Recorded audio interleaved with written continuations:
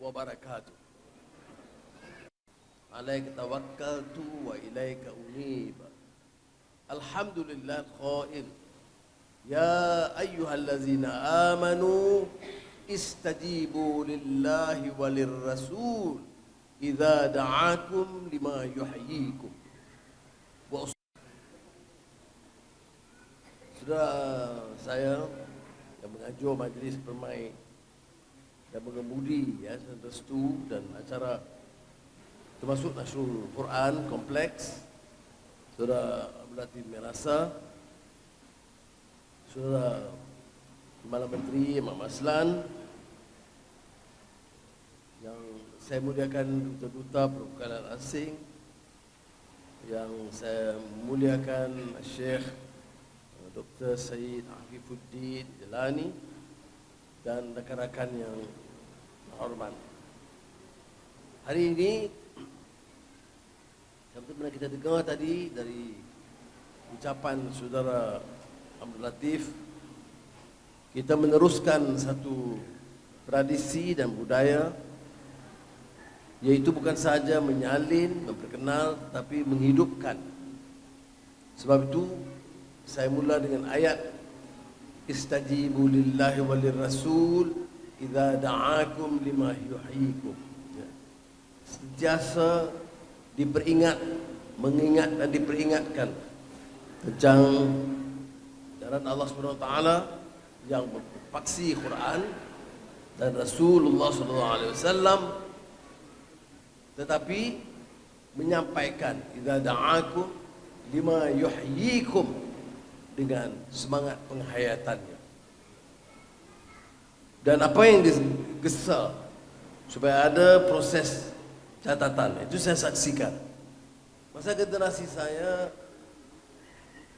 umumnya mahasiswa, anak muda, sebelum ada smartphone, terutama dalam budaya saya dalam ABIM dulu, kita wajibkan anak-anak ada buku catatan yang disebut adab madani, supaya bila kita dengar dalam majlis ilmu, kita dengar syekh-syekh besar, ada kesaan, ada pandangan, ada kupasan Al-Quran dan syarahnya dan tafsirnya, ada hadis dan syarahnya, kita catat. Ada pandangan-pandangan baru, tetapi budaya ini kian hilang.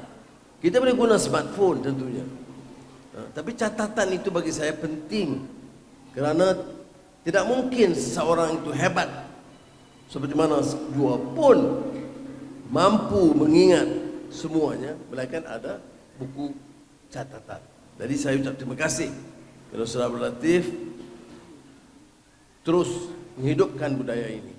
Kita semua tahu Islam itu tegak dengan budaya Iqra, tetapi amalannya itu kurang. Sebab itu bila saya baca, saya pilih dengar tadi Syekh doa dia, saya ingat tentang idza da'akum lima yuhyikum, menghidup, menghayati, dari yang sekecil-kecilnya kepada tentunya isu-isu pemerintahan, peraturan, hukum, undang-undang.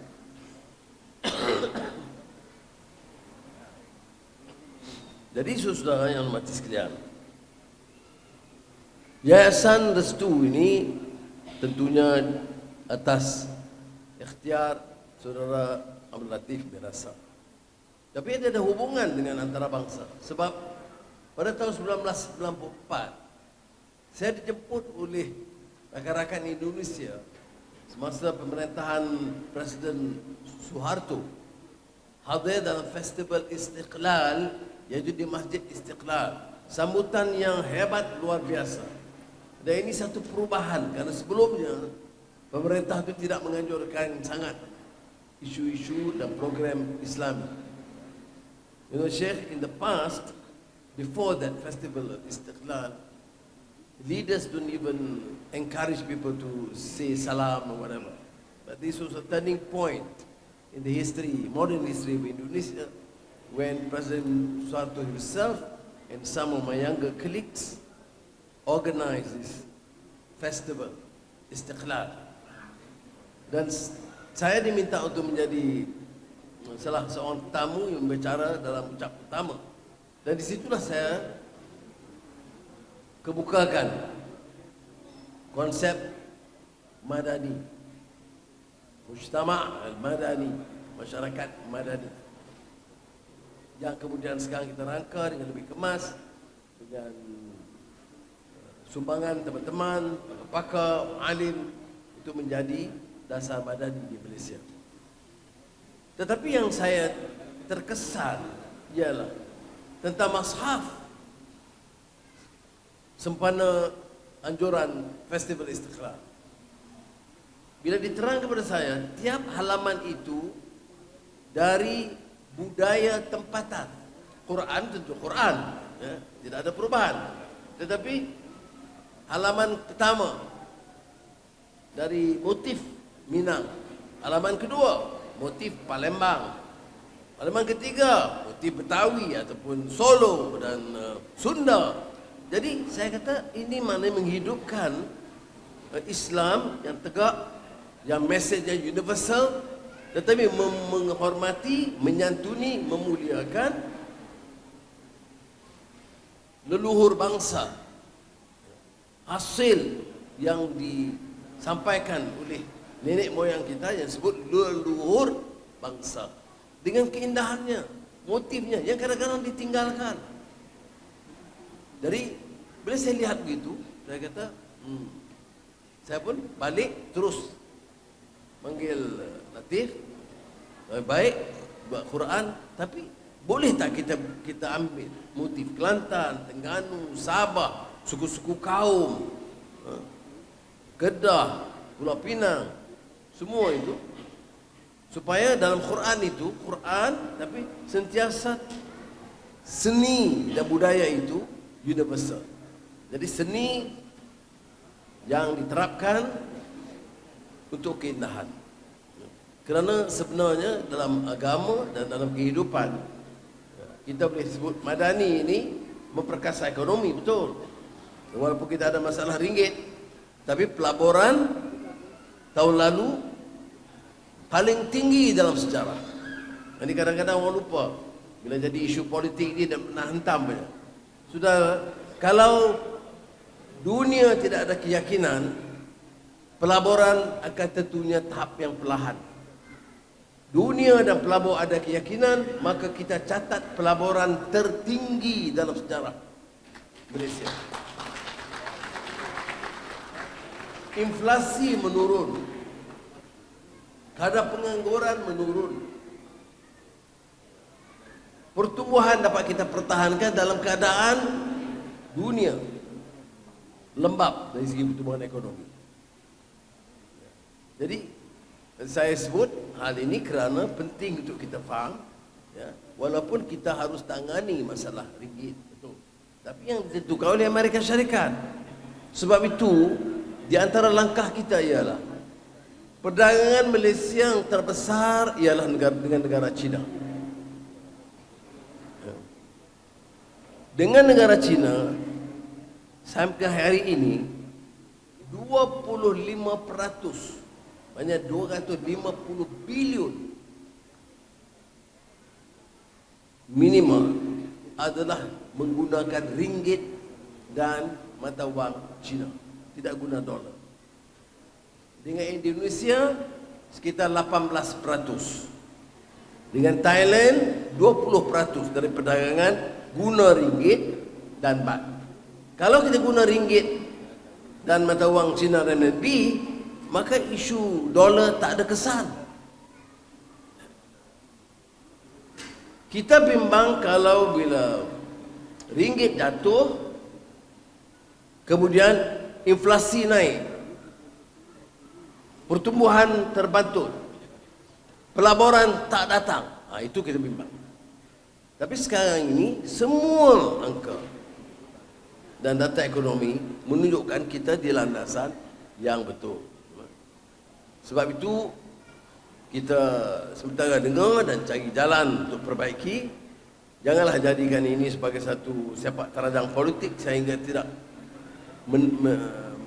bersandarkan kepada fakta. Baik. Tetapi dalam madani, dalam negara, bagi orang Islam ini, ekonomi itu penting, tetapi bukan itu sahaja. Sebab itu dalam negara, memperkasa budaya penting, memperkasa seni itu penting. Dan dalam madani ini, nilai dan akhlak diterapkan. Apa arti pembangunan? Mencakar langit, rakyat di bawah tertekan, tidak dipedulikan. Apa arti kilang-kilang dan gedung-gedung hebat, tetapi pekerja di dalamnya itu ditekan dengan gaji yang sangat rendah. Ini yang pernah disebut Pak Rahmat oleh Bapak Muhammad Natsir. Jangan sambil kita membangun, kita robohkan. Yang kita bangunkan itu gedung besar-besar, yang kita bangunkan itu industri hebat, tetapi dalam masa yang sama kita robohkan akhlak, kita robohkan nilai kemanusiaan, kita ketepikan, sisihkan keadilan. Gedung dan syarikat untungnya berbilion ringgit, pekerja gaji terlalu rendah, sukar untuk makan dan untuk menjaga keluarga. Gedung hebat, pendapatan tinggi, tetapi akhlak pekerja itu kian meleset. Ini yang disebut jangan sambil membangun kita robohkan. Apa kaitan dengan ini? Dengan Quran. Kan Quran menetapkan soal akhlak, soal nilai. Kalau tidak ada akhlak dan nilai, maka pertimbangannya hanya gedung. Tapi kita berbeda. Kita tidak ikut teori-teori ekonomi barat. Kita masih tekankan apa yang disebut values, ethics, morality in development. Jadi saya harap kita cuba hayati ini. Ini bukan hal yang mudah. Dan ini soal nilai. Orang kata dia tak nak nilai, dia nak wang. Dia tak nak cakap soal moral dan akhlak, dia nak gaji naik. Itu salah, Ustaz. Kita kena imbangi. Ya. Kalau kita kata rojok Nabi Muhammad sallallahu alaihi wasallam, ya, dan juga bicara soal Quran, ya, tidak boleh ketepi soal akhlak. Wa innaka la'ala khuluqin azim. Ya. Itu yang kita harus tekankan. Jadi saudara, ya ini nisfu Sya'ban ni syekh besar dah. So, dalam saya selalu sebut, saya minta kebenaran Syekh Afifuddin. There is a term in fiqh that if you have ma, you don't need to have tayammum. So the point is the same. We have an authority to mix water. I'm just doing the tayammum. So please forgive me for my shortcomings. Hari ini juga satu yang istimewa atas inisiatif Yayasan Restu, yaitu rancangan Restu Global Quranic Art Festival (REQAF) untuk tahun 2024. Saya fikir dan saya sebut tadi kepada saudara Maslan dan saudara Latif, kita kena perluaskan. Ini kesempatan kita. Tingkatkan dakwah, tingkatkan kefahaman, dan jangan guna Islam itu semena-mena. Belajar satu dua ayat terus kecam orang, hina orang, ketepikan, dan fakta entah ke mana. Sebab itu dalam kerajaan hari ini, di antara kitab awal yang saya minta JAKIM terbitkan ialah Adabul Ikhtilafil Islam, Ethics of Disagreement in Islam. Ada caranya, kaedah. Yes, of course you can disagree, but it must be based on certain ethical principles. You don't condemn unnecessarily. You must get the correct facts. You must show enough compassion and understanding. Kemudian untuk tahun ini, untuk semua pelajar Islam, saya telah minta Kementerian Pendidikan, semua pelajar Islam negara ini, mesti membaca kitab 40 hadis. Matan Arba'in Imam Nawawi, matannya, terjemahannya, dan syarahnya. Ini hadis 40 yang semua kita lazim tahu. Jadi kita ada terjemahannya, ada syarahnya. Saya sedang telah berikan Jakim proofreadnya. Saya akan minta mereka itu perkemas, tanya lagi authority lain supaya penafsiran itu tepat dan mendalam. Apa maksudnya? Mesti ada peningkatan ilmu, kecerdasan ilmu, kecelekan tentang Quran. Seorang syekh saya asal min Iraq, Syekh Dr. Syekh Taha Jabir Al-Alwani. Dia sebut tentang manhaj Al-Quran, bahawa Quran itu ada manhajnya, kefahaman.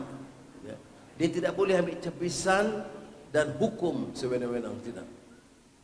Ini yang disebut semalam di Sri Perdana. Saya undang Dr. Jasir Audah bicara tentang maqasid syariah. Dia matlamat dia. Syariah ini bukan soal hukum sahaja, tapi ada matlamat dia. Aman, keamanan, keadilan. Itu semua dalam apa yang disebut dalam maqasid syariah. Saudara, setakat ini usaha yang dilakukan oleh saudara itu sama membanggakan. Setakat ini kita tahu di rantau ini yang terbesar, dan mungkin satu dua di dunia Arab atau Iraq atau Iran atau Arab Saudi atau Turki ada, tetapi nampak kita telah maju, alhamdulillah. Dan ini kebanyakannya daripada baik Nasrul Quran dan Yayasan Restu ini atas inisiatif saudara di sini. Dan saya ingat dengan adanya Saudara Mat Maslan bersama, ini boleh pertahankan jaringan. Bila saya lambat bagi kelulusan, dia bagi nota kepada saya. Jadi saudara, jadikan ini satu budaya, bukan saja catatan adab madani, tetapi perluaskan imam, anak-anak muda, pimpinan mahasiswa, pegawai kerajaan, ada pendekatan supaya membaca Quran, memahaminya dan menghayatinya. Ini yang disebut dulu, saya muda sebut jil Quraniyun Farid. Apa dia istimewa generasi Quran? Generasi Quran itu generasi dia baca, dia faham dan dia amalkan. Kalau tidak, kita ada apa dikatakan kesenjangan atau perbedaan.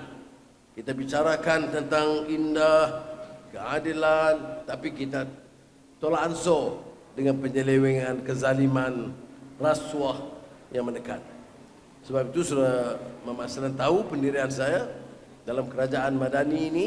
Saya tidak mau tolak ansur lagi tentang prinsip tata kelola dan bersihkan negara daripada rasuah, di mana pemimpin bila naik jadi pemimpin dia kira bagaimana nak kaut habuan dan tidak untuk memikirkan nasib rakyat. Ini bagi saya manhaj Al-Quran. Kalau tidak kita bicara bagaimanapun tidak mungkin meyakinkan. Sekali lagi saya ucap terima kasih, tahniah, dan dengan lafaz Bismillahirrahmanirrahim saya melancarkan Restu Global Quranic Art 2024 dan buku adab madani. Assalamualaikum warahmatullahi wabarakatuh. Waalaikumsalam warahmatullahi wabarakatuh.